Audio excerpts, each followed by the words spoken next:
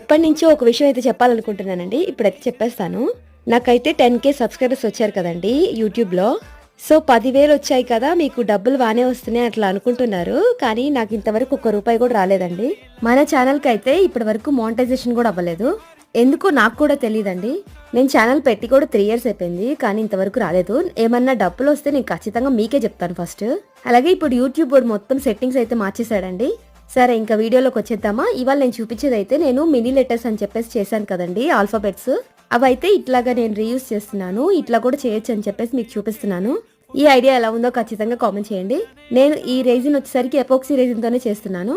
ఖచ్చితంగా మొత్తం అయిపోయిన తర్వాత 24 అవర్స్ డ్రై అయిన తర్వాతే ఓపెన్ చేయాలి. ఇవి కీ చైన్స్ గానే కాదండి, ఇంకా చాలా విధాలుగా యూస్ చేసుకోవచ్చు. నేను ముందు ముందు చూపిస్తా ఉంటాను.